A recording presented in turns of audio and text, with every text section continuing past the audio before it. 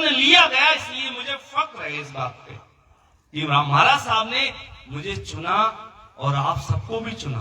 हाँ, नरेश जी याद है ना, सत्संग में कहा था राम महाराज ने, कहा जाल वाले वेरे पे गुरु पूर्णिमा पे मैंने आप सबको गोद ले लिया, कहा था नरेश जी सालोड़ी में। कितनी बड़ी बात कही राम महाराज ने। ऐसा नहीं रामनिवास कोई गोद लिया था, इतना बड़ा महापुरुष मैंने पहली बार देखा। बोले मैंने तुम सबको गोद ले लिया बच्चों, और गोद लेने के बाद कल को मैं जा रहा हूं। ये बात तो अगले दिन पता चली कि महाराज साहब चले गए। और मैंने ये बात पहली 3 बातें उस दिन थी जो मैंने पहली बार सुनी महाराज साहब के। एक तो मैंने तुम सबको गोद ले लिया, दूसरा राम महाराज ने झोली फैलाई ऐसे, पहली बार मैंने ऐसे देखा उनको मैंने कभी ऐसे नहीं देखा वास्तव में। वो कहते थे मैं ये वाला संतों ऐसे में नहीं करता, लेकिन उस दिन जब उन्होंने झोली फैलाई और कहा कि अपने तू क्या हो जा, संत हो जा, और उन्होंने कहा सालोड़ी में कि तुम में से कोई एक संत बनाऊंगा मैं। पहली बार किसी संगत में किसी गांव में जाकर राम महाराज ने कहा कि मैं तुम में से किसी एक को संत बनाऊंगा। ये 3 बातें विशेष थी। सालोड़ी एक जगह 25 साल से लड़ाइयां थी इनकी आपस में, पूरा गांव एक जगह बैठ गया, 200 लोग रामस्नेही हो गए। कितने? 200 लोग रामस्नेही हो गए, और वो इतने प्रेम से रह रहे हैं अब कि मैं हैरान हूं। तो महाराज साहब ने कहा हम सत्संगत कीनी, सुध बुध ज्ञान अकल सब लीनी, तब हृदय ऐसी दर्शावे, कहाँ सो जाए कहाँ सो आवे, ऐसे काल जम नहीं बिया। न सिर गुण काल को बचा पाता है, ये बात कह रहे हैं साखी में। हद में काल निरंतर लूटे, हद जहां तक सांस चलती है, बेहद जहां तक पवन चलता है। और ये हड्डी इतनी मोटी नहीं है, ये अनंत ब्रह्मांडों को बताती है। और संत करते चले जाते हैं और लास्ट में पुलपुला कर देते हैं, क्योंकि हमने देखा है, हम देखी हुई चीज बता रहे हैं आपको। यहाँ की चीज तो प्रमाणित हुई। जब हमने राम महाराज को देखते थे 3 साल पहले से मुलायम हो गया था। एक बच्चे ने शैम्पू लगा दिया तो बोले कि वृत्ताकार होती है, और वृत्ताकार मेरी उंगली चली गई महाराज साहब के सिर में। केवली भगवान सदगुरु नारायण जी महाराज ने धन्य हो धन्य हो धन्य हो। इतनी उंगली गोल गोल मैंने एहसास किया है। उस एहसास से मैं 10,000 साल, दोबारा बोलता हूं, उस एहसास से मैं 10,000 युगों तक राम स्नेह का प्रचार, मजा आया, बहुत आनंद आया, बहुत आनंद आया कि ऐसा महापुरुष हमने देखा। रामसनी समाज इस देश की शान है। जब मुगल किसी से नहीं बचे तो सम्राट गुरु रामदास ने कहा शिवाजी मीराबाई का भतीजा था। किसका भतीजा था? मीराबाई रामसनेही का भतीजा था। उसने अकबर को हिला के खाक में कर दिया, लेकिन देश को नहीं बिकने दिया। रामस्नेही, रामस्नेही हनुमान, रामस्नेही आर्यभट्ट, रामस्नेही कौन कौन? हनुमान आवाज आ रही है? जिसके दिल में राम नहीं वो काया में राम नहीं है, वो काया है किस काम की। दिल से दिल भर कर न देखी मूर्ति भगवान,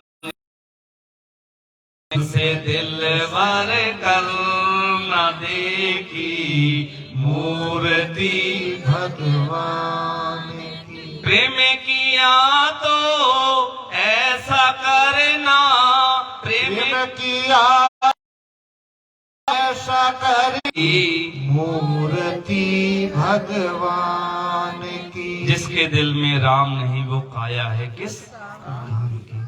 आंखों से कीचड़, नाक से गंदगी, मुंह से लार, कान से छींट, रोम रोम से पसीना, मुंह धोइए रोज साबुन से, झीनी झीनी झीनी है रे चुनरिया, ऐसी रख दीनी, अरे झीनी झीनी है चुनरिया।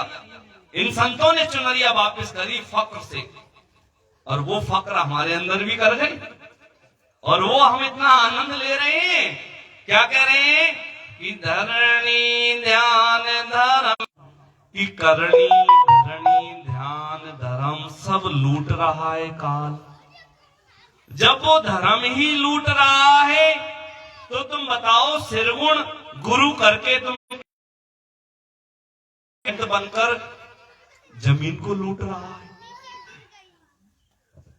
धर्म को लूट रहा है, ताले लगा रहा है, आश्रम बढ़ा रहा है, पड़ोसियों की जमीनों को ले रहा है। वो रो रहे हैं तो ट्रैक्टर चला रहा है, तो ऐसा है वो कह रहा है कि मेरा आने वाला उत्तराधिकारी बड़ा राम द्वारा करेगा, तो तू क्यों कर रहा है? काल जब समय आएगा वो कर लेगा, तुझे दीक्षा लेके बच जाएगा। और जब वो ऐसा काम करने को उसका हृदय कहता है तो सत्ता कहां रह गई उसके अंदर? तो महाराज साहब कहते हैं आवागमन बोर नहीं आए, तब लग काल शीस पर गाजे। आपको राम भजन कर रहे हैं, आपको समाधि नहीं लगी तो आप सरगुण में ही है एक तरह से। हाँ, आपको समाधि लगेगी, निर्गुण आएगा तो आप समझो आप जाओगे। और अगर तुम्हारा गुरु पांचवा नहीं है तो तुम्हें 10वां द्वार तोड़ना पड़ेगा, तो तुम 10वां द्वार तोड़ोगे या फिर ये फसल तोड़ोगे?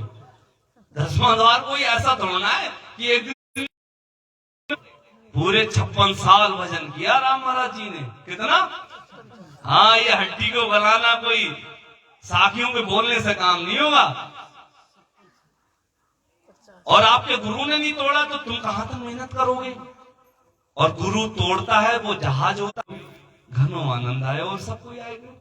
सतगुरु जी महाराज ने धन्य हो धन्य हो। सांक मात कोई रहे समाई, नीचे काल न माने गाई, जोग साज जम कोई जीते, नोचे काल कर्म नहीं बीते। अब यहां से संसार की बातें शुरू हो गई। 3 तरह की चीजें चल रही हैं परमात्मा को प्राप्त कराने के लिए। योगों में अष्टांग योग, पढ़ाई में सांख्य योग, और ध्यान में पवन योग। ये 3 ही मार्ग हैं जिनमें पूरे संस्थाएं बनी हुई है। तो सांख्य बताता है कि प्रकृति है, मैमाई है, मैतम तत्व है, अहंकार है, ये तत्व ऐसे बने, ये ऐसे बने। प्रकृति है और वो बना लेती है। ईश्वर कभी कभी आता है, मान लिया है, देखा नहीं है, चलो मान लेते हैं क्योंकि किसी ने बनाया हुआ, ये करके वो बताते रहते हैं। ले जाएगा जिसमें सांख्य योग फिट करा था, तो आगे कैसे जाओगे? तो संतों ने कहा आगे जाओगे जादू से। किससे जाओगे? कोई जादूगर आएगा तो जादूगर आया, उसने जादू चलाया, और जादू चला चलाकर हजारों नहीं लाखों लोग इन्हीं शब्दों के साथ आज की इस राम सभा को यहाँ विराम करने का कष्ट करेंगे, क्योंकि आनंद आ रहा है तो कष्ट ही करना पड़ेगा। एक हर्जिस गा दीजिए। सभी को कैसा लगा? बहुत आनंद आया बाजी। बहुत प्रेम से धिनकारा लगाइए। सुख सम्राट आता दयान सद्गुरु नीका राम जी महाराज ने धन्य हो धन्य हो। दया के सागर कृपा निधान दिव्य सम्राट केवली भगवान सद्गुरु नारायण जी महाराज ने धन्य हो धन्य हो। फिर कभी पूरी रात का सत्संग करवाना, और ये बहुत अच्छा विषय मैंने खोला है। करीब 6 घंटे में पूरा हो जाएगा, क्योंकि एक शब्द आएगा तो मैं बताऊंगा सारी चीजें, और एक एक शब्द 10-10, 15-15 मिनट की बात रखता है। लेकिन ये बहुत ही बड़ी चीज है। ये मैंने अंग निकाला था, निर्गुण बोध। बोध क्या क्या चीज है? बोध विवेक से चलता है। एक पागल लड़की भी जानती है कि सामने वाला व्यक्ति मेरे साथ गलत करेगा, वो बोध है, जबकि वो पागल है। और पागल का मतलब आप समझते हैं, चित्त डिस्टर्ब हो जाना। और चित्त की कोई पकड़ नहीं है मेडिकल लाइन में, चित्त की पकड़ हमारे पास है, संतों के पास। हमने चित्त पर काम किया है। कई बच्चे मुझे मिले गुजरात में, पागलों जैसे भी थे और सही भी थे। पागल ऐसे थे क्योंकि उल्टे सीधे काम कर रहे थे, घर में थे, 9 साल का बच्चा था। सही इसलिए था वो खुद नहा लेता है, खुद लैट्रिन पेशाब कर लेता है। तो उन्होंने कहा कि मैंने इसके दिमाग की पूरी रिपोर्ट्स कराई, कुछ भी नहीं आया, एवरीथिंग ओके। फिर मैंने गुरु महाराज को कहा कि इसका चित्त डिस्टर्ब है, चित्त जिसमें माया रहती है, आदि शक्ति। तीसरा कमल है हमारी रिसर्च का, चित्त में आदि शक्ति रहती है और माता वो है जो संसार से जोड़ती है, ये माता ही है। तो चित्त से ही हम संसार मतलब खेती से जुड़ते हैं। अगर चित्त में राम नाम किसी जादूगर का आ जाए तो हमें बैराग आ जाएगा, मतलब हम वहां से अलग हटना शुरू हो जाएंगे, इसे बैराग कहते हैं। लेकिन अगर बिना जादू के वो चित्त बैरागी हो जाए तो उसे पागलपन कहते हैं। तो एक बच्ची पागल हो लेकिन वो समझ जाती है कि सामने वाला गलत करेगा, उसे बोध कहते हैं। बोध बुद्धि से आगे के एक विवेक है, उससे नापा जाता है। और बिन सत्संग विवेक, कृपा कैसे होती है उसका आज तक हमें तो कोई फॉर्मूला मिले नहीं साहब। कोई कहे भजन करके कृपा हो जाती है, तो हाथी ने तो पुकारा ही था। कोई कहे राम करके हो जाती है, तो वैश्या ने तो ऐसा कुछ करवाया ही नहीं था, जबकि केवली संत का विमान उतर के आया। तो एक बात मुझे मेरी पूरी जीवन की भक्ति लाइन में मुझे समझ में आई कि रामस्नेही धारा प्रेम प्रधान धारा है। अगर प्रेम जुड़ गया तुम्हारा तो वो संत तुम्हें लेकर जाएगा, क्योंकि वो वकील है। कौन है वो? वकील से ही हमने शुरुआत करी थी, वकील पे ही खत्म कर दी तेरा। अब अगली तारीख पड़ेगी तो फिर कुछ और सुनाएंगे। और मेरा मन है कि कभी सत्संग होगा तो निर्गुण बोध ग्रंथ जो आज हमने निकाला है, इसकी हम पहुंच गए हैं साखी नंबर, ये हो गई 8 और ये हो गई 7, 8 और 7 15 साखी हमने करी है। इसमें 41 है। बहुत ही